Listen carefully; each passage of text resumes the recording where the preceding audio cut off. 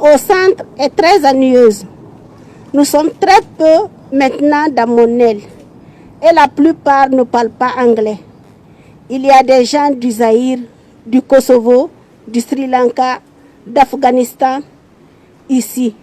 C'est vraiment horrible. On se réveille le matin et on regarde la télé jusqu'au soir. J'ai pu obtenir quelques livres. Lise Thierry m'en a amené. Je me sens très seule.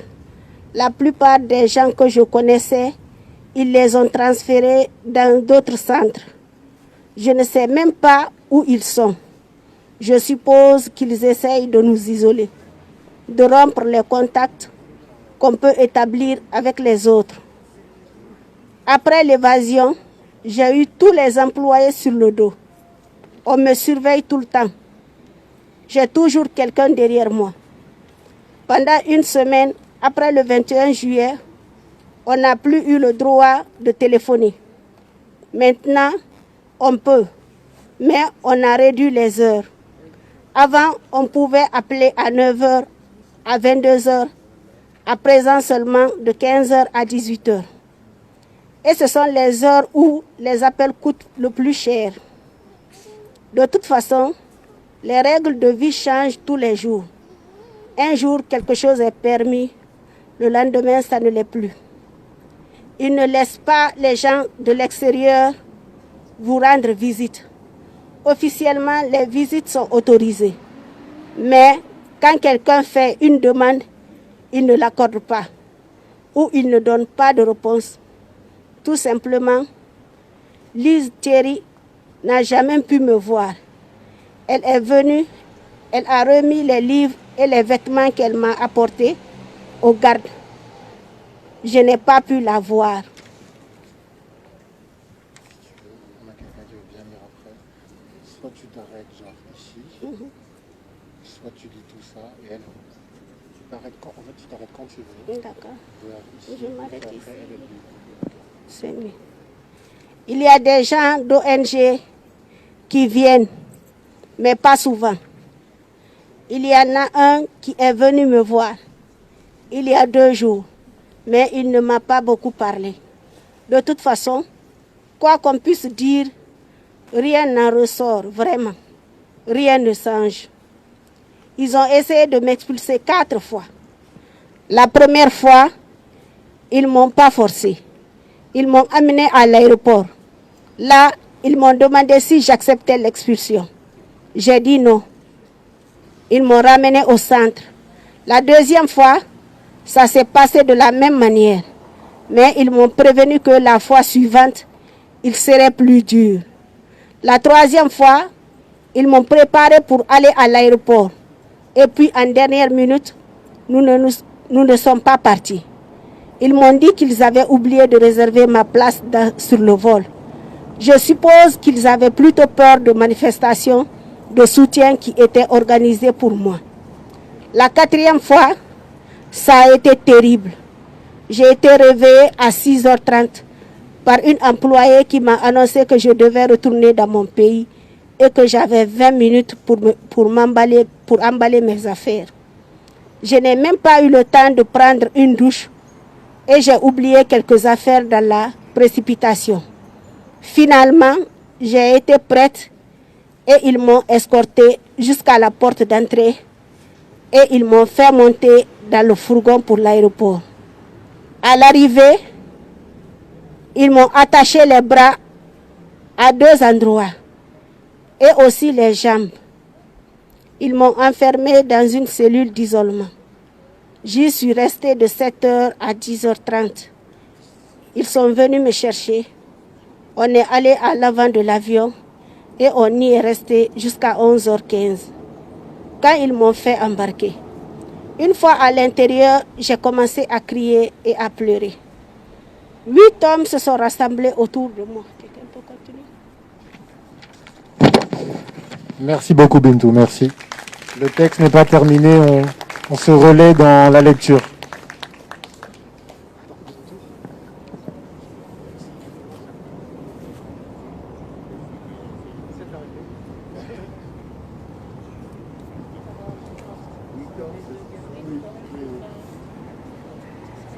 Vous le micro avance. Pardon.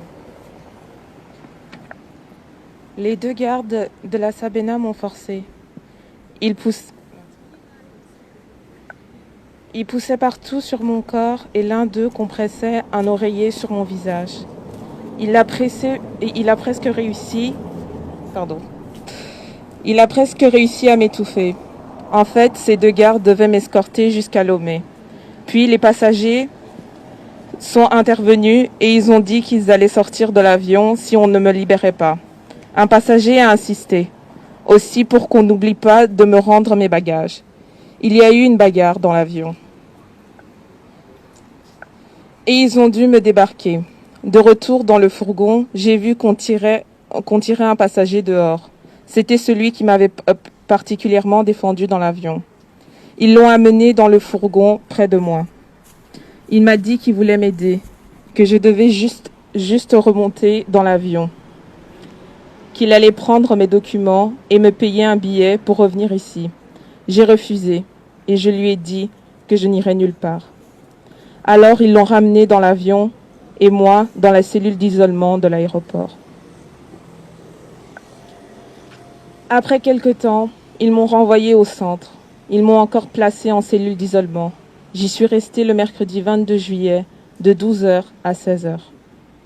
J'étais dans la cellule quand ils ont amené les 4 filles qui avaient essayé de s'évader. Precious, Bonsu Aqua, Cynthia et Antilla.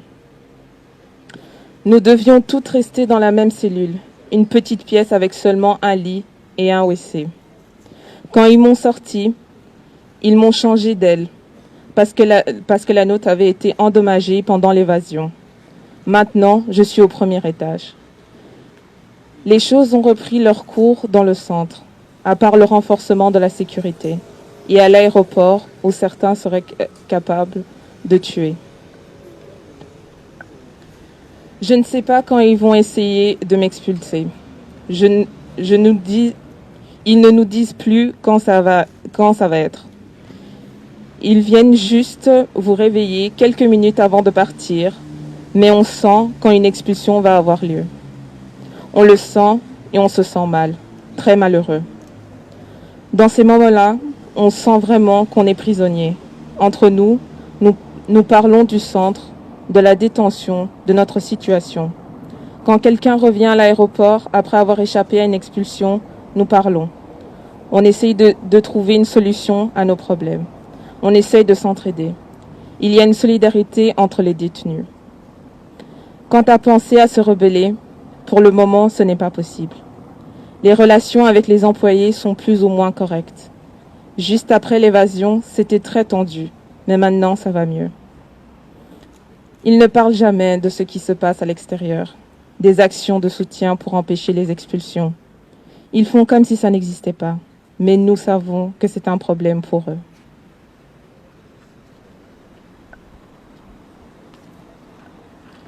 Je ne sais pas quand ils vont encore venir me chercher. La vie est très difficile pour moi. Je ne sais pas.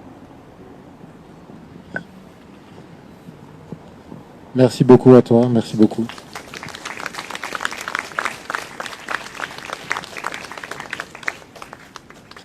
Ok. C'était très important pour moi de lire ces passages-là. Et c'est très important pour moi que des femmes africaines subsahariennes qui ressemblent à Semira lisent ce passage-là, parce que ça nous montre vraiment en fait que cette fille de 22 ans avait déjà tout compris dans la situation dans laquelle elle était. C'est-à-dire qu'elle s'est retrouvée prise entre le marteau et l'enclume, entre une tradition patriarcale arriérée de son pays natal, et elle s'est retrouvée devant un État colonial belge qui lui vantait monts et merveilles à la télévision, et que quand tu arrives sur le tarmac, en fait, c'est tout l'inverse. Si t'as pas la bonne carte d'identité, si t'as pas suffisamment dans le portefeuille, ou si t'as la mauvaise couleur de peau. Donc c'est très important pour moi que non seulement on parle de Semira, qu'on se souvienne d'elle, mais qu'on lise également ses mots, parce que je pense que si Semira était encore vivante maintenant, si elle avait réussi à avoir une situation de vie plus calme, elle se serait en fait encore battue pour des personnes qui se sont retrouvées dans des situations comme la sienne. Et je trouvais que c'était très important de montrer en fait la réflexion de Semira sur sa propre situation. Alors, voilà. Alors, il y a un monsieur qui veut s'exprimer. Je vous en prie. Ok, merci. Merci aux uns et aux autres qui se sont mobilisés ce soir pour Semira Adamou. C'est vrai que l'émotion est là. Son dernier passage en Belgique, c'était à l'église ici. Je me rappelle comme si c'était hier. Mais ce que j'aimerais dire, il y a eu Semira, mais il y a plein de Semira, comme on a parlé de Maouda et d'autres. La situation aujourd'hui n'a pas vraiment évolué. Lorsque vous arrivez à Zaventem, même si votre destination n'est pas la Belgique, que vous alliez en France ou ailleurs, nos chers messieurs de l'immigration sont capables de vous retenir et de vous mettre au centre Caricole ou à Seker-Nozel. Donc, c'est comme ça que des personnes, peu importe leur âge, de bonne moralité, arrivent à se faire enfermer parce que on leur a posé la question: quel est l'hôtel où tu as réservé ta carte Visa? Est-ce que tu as beaucoup d'argent? Des imbécilités de ce genre. Donc je pense que vous toutes et tous aujourd'hui présentes ici, il vous arrive des fois d'aller mettre le bulletin dans l'urne pour voter à des politiques. Ce que moi j'aimerais personnellement vous demander, ayez le courage de temps en temps d'interpeller vos élus, de leur demander: est-ce que l'Europe dans laquelle nous vivons est cette Europe? Je me rappelle encore hier, lorsque mes aïeux sont venus ici à la première guerre, à la deuxième guerre, ils se sont battus comme des fous pour sauver l'Europe du nazisme. Donc je pense qu'aujourd'hui, comme j'aime le dire, l'Europe nous appartient tous, parce que le sang de mes aïeux sont versés ici. J'ai mes ADN dans le sol ici. Donc je pense que cette politique, tout doucement, il faut interpeller les politiques pour qu'on cesse, qu'on humanise un peu la politique migratoire et qu'on arrête d'enfermer des gens qui n'ont rien fait, qui n'ont commis aucun acte, mais qui sont enfermés. Le bel endroit, c'est le centre Caricole. Je vous encourage à demander un pass. Je pense que le Mora s'en dispose pour aller visiter les gens. Et quand vous sortez de là, vous perdez vos moyens. Quand moi je suis sorti de Caricole, j'ai oublié mes affaires là-bas. Donc vous imaginez, on est au 21e siècle, en Europe. L'Europe, on nous vend de la démocratie, les droits de l'homme, tout ce que vous voulez. Et à côté, on a des gens qui sont enfermés, des enfants, des malades, des vieillards, des femmes enceintes, sans état d'âme. Parce que ces personnes ont mis pied en Europe. Mais ce qu'on ne dit pas souvent, c'est la même Europe qui impose à ces pays du Sud les politiques d'ajustement structurel avec leurs amis du FMI et de la Banque mondiale. C'est la même Europe qui demande aux États de signer les APE, les accords de partenariat économique, des accords où les budgets des pays du Sud sont réduits, des accords où dans les universités il n'y a pas de place dans les amphis, des accords où il n'y a pas d'hôpitaux, il n'y a pas de soignants. Et on veut donner des leçons à qui?